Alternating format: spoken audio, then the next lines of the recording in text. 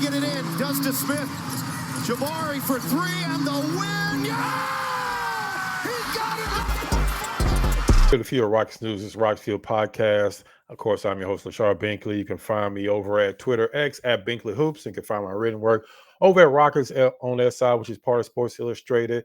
And unfortunately, I'm coming to you after a Houston Rockets loss in Game 3 of the first round of the NBA playoffs. The Rockets fell to the Golden State Warriors 104-93 in a game where the Rockets pretty much have no one to blame but themselves. I want to give a quick recap of the game and kind of give a few reasons why I believe that the Rockets lost this game, a very important game, considering that the Golden State Warriors were playing without Jimmy Butler, who seemed like he was trying to play tonight and more than likely will be playing in Game 4. A game the Rockets absolutely have to win if they don't want to go down 3-1 coming back to Houston. They have to win this next upcoming game. And the Rockets had the opportunities. The Rockets led by double digits in the first half and just could not put their foot on the Golden State Warriors' neck when the Warriors just couldn't hit anything, especially in that first half. They were missing shots left and right up until probably the last 2 or 3 minutes in the first half, and the Rockets kept missing shots themselves. They only got up to like 11, 12-point lead, which it should have been a lot larger at that point because nobody on Golden State outside of Steph Curry could even make a shot, but the Rockets didn't.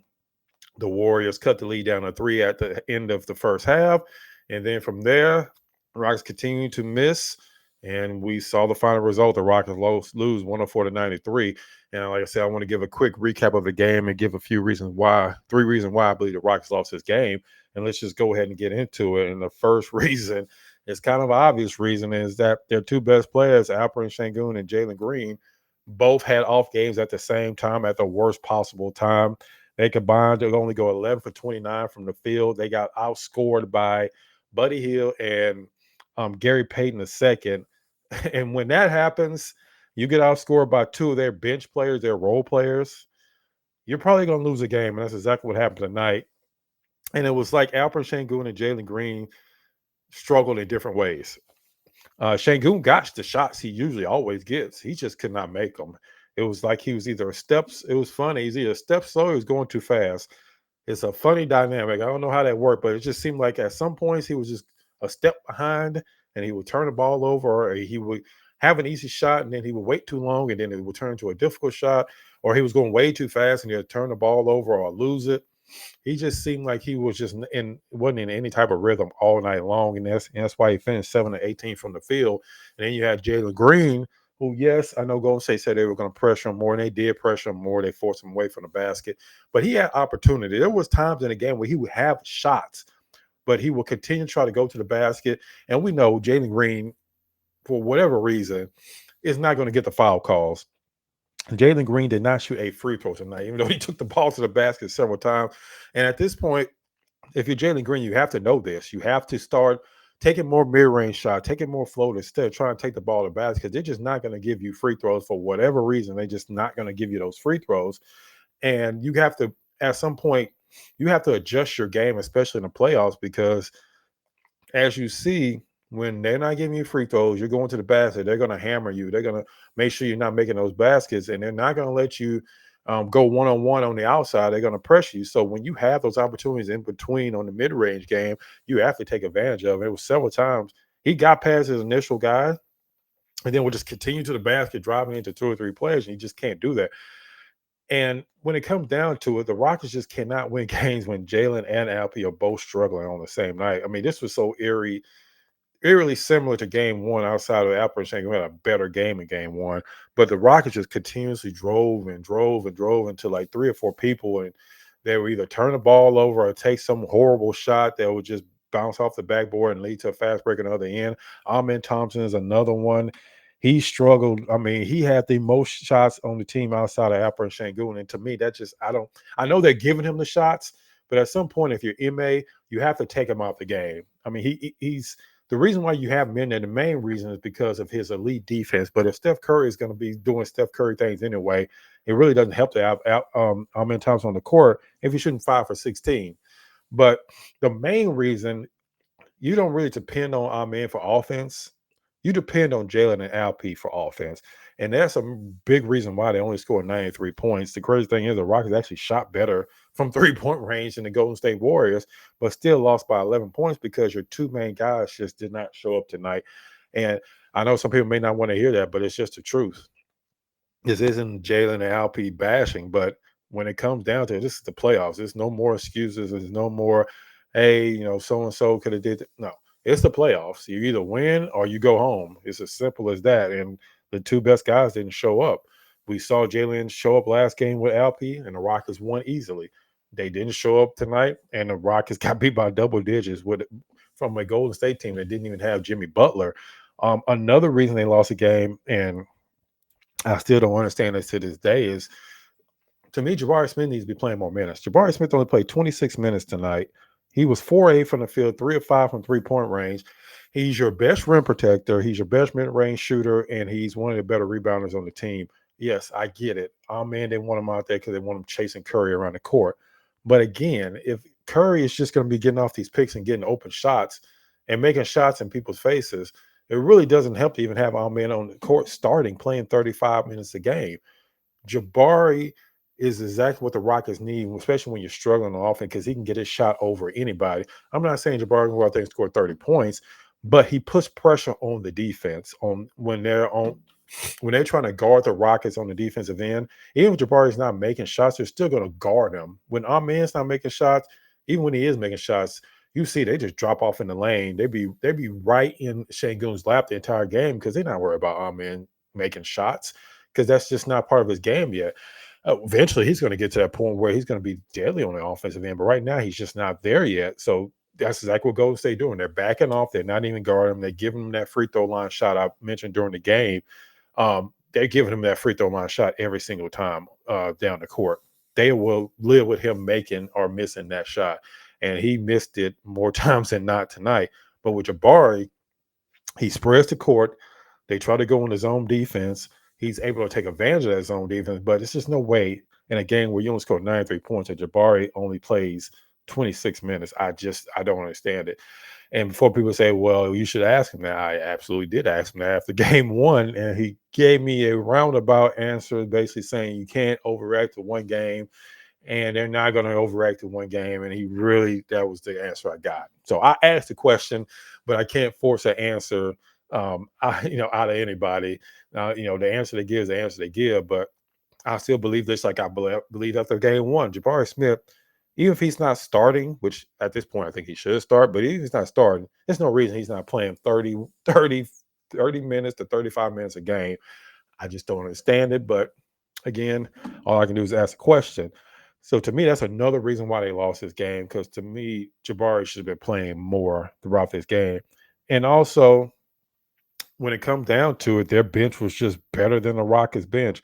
I know the Rockets bench scored 28 points, but they got huge games from Gary Payton II. Buddy Hield had a good game.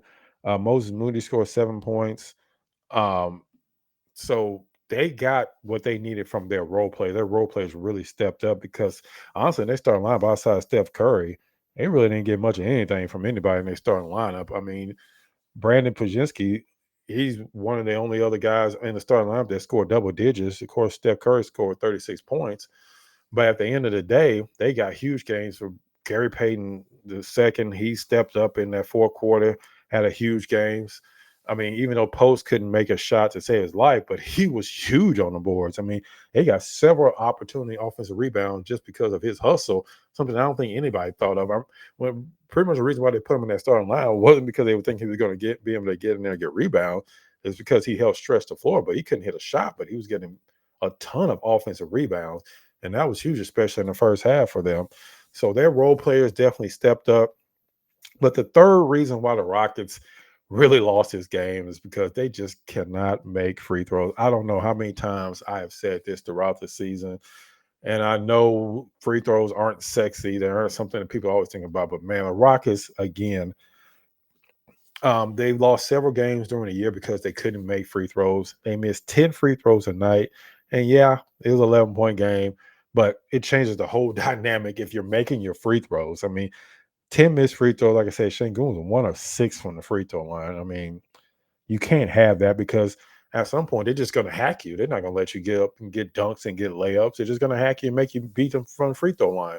And the Rockets didn't. They were 14 and 24 from the free throw line. And guess what else that does? When you start missing free throws as a team, you're less aggressive on the offensive end because you don't want to get fouled. You don't want to go to the foul line and go out there and be missing free throw while everybody's watching. You're going to be less aggressive. It's just human nature. So the Rockets missing 10 free throws a night and they only score 93 points is just huge. You can't do that in a playoff game. I said this before the playoffs, that it's going to cost them a game. And this is exactly what it did tonight. It cost them, maybe not the main reason, but it was a huge reason why they lost this game, missing 10 free throws in a game that up until the last 30 seconds was a 5 or 6 point game for pretty much the entire second half. And again, I mean, I don't know. Is that part as a coaching staff is only so much you can do. The Rockets, every practice I go to, the end of the practice, they're practicing free throws. They're practicing free throws before the game. I mean, during pre-games when I'm watching the pre-game. So they're practicing the free throws. They're just not making them. I mean, it's not really too much else you can say about it other than they got to make their free throws. They don't make their free throws. All these games are going to be tight. It's not going to be blowouts. It's not going to be, one team winning by 20, 30 points. These games are going to come down to the last 3 or 4 minutes, more than likely. And if you're missing free throws left and right, guess what is going to happen? Exactly what happened tonight.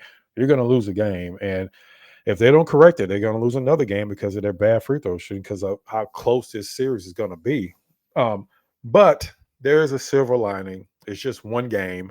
And yes, I know Jimmy Butler is probably going to be back next game, but every single playoff game is just a different experience. The Rockets easily go out this next game, and Alperen Sengun can go 10 to 15 from the field, have 25 points and 15 rebounds because he got the shots that he usually gets. So to me, Golden State didn't do anything special tonight. I mean, Steph Curry always is Steph Curry. I mean, he's going to do what he does. But, I mean, the Rockets shot better from the three-point range than the Warriors. The Warriors only shot like 40-something, low 40% from the field this game. They shot actually 43% from the field and 31% from free throw range, from three-point range. So it's not like Golden State did anything special. I don't think their defense was – I mean, I know the broadcast, which – man, if I can't say anything nice, I won't say anything. But it's just to say it's good that it'll be back on Space City Home Network next game because that was a pretty tough watch watching it on ABC. I'm just not gonna lie. And I actually like Jay Billis a lot of the time. He usually gives good takes, but man, listen to that broadcast was I hate to say it was just rough last night or tonight. So it'll be back on Space City Home Network. But anyway, back to what I was talking about. The Rockets, like I said, the Rockets just they still have a chance. They go win this next game. They come back to Houston on Wednesday. Game 5, the series will be tied at 2-2, and it's a totally different series. I know it looks bad right now, but we've seen it plenty of times before where in a playoff series where one team, like the Rockets just did last game, they were feeling great. They were coming in, they were on a high, and then bam, they get hit and they lose this game. The same thing can happen next game. The Rockets can actually go out there and Alperen Sengun and Jalen Green can step up and the Rockets win the next game. And guess what? It's a whole nother series. And you have home court advantage. At that point, you win the rest of your home games, you win the series. So it's not all doom and gloom yet. I know it's tough. And I know a lot of the time Rockets fans don't want to hear that. Fans don't want to hear that about their team when they lose, but it's not the end of the world. You can still tie this series up on Monday. And then you're going back to Houston for a game 5 that can pretty much swing the series one way or another on your home court. You know exactly what to expect at the point. So, yeah, like I said, I know it was a pretty bad game, and there's no way around it. The Rockets' 2 best players didn't show up, and you couldn't make your free throws. I mean, it is what it is at this point. So you kind of just throw this game away and get ready for game number 4 on Monday. Like I said, I just want to give kind of a quick recap of what I saw from this game. We'll see what the Rockets do in this next game. We see if maybe there's some type of change in the starting lineup. Knowing Inmate a little that I do from talking to him the last 2 years, I seriously doubt it, but we'll see what happens after they watch the film, and they probably have a practice tomorrow in San Francisco. We'll see what happens after that. But again, I like to just let everybody know I appreciate the support. regardless of what happens in the rest of the series. It's been a great year. This channel is continuing to grow. We're at over 4,600 subscribers. It's been a great, couple of years, and I definitely appreciate support. If you're new to the channel, as you look through the channel, you will see we have all different types of things. We don't just have podcasts, don't just have highlights. We have pre and post game. I'll be out at every single home game that's left in the series. We'll see how many are, but I'll be out at every one of those. I bring pre and post. I bring practice footage. I bring footage from workouts before the game. So I bring all different types of things on this channel. So if you're new to the channel and you're not subscribed, definitely subscribe to the channel. Like this video. I know a lot of times people don't want to watch podcasts after a loss, but I want to give my quick thoughts anyway. So like the video, help me out with the algorithm. And like I said, I appreciate support, and make sure you check out the next episode of the Rocket Fuel Podcast.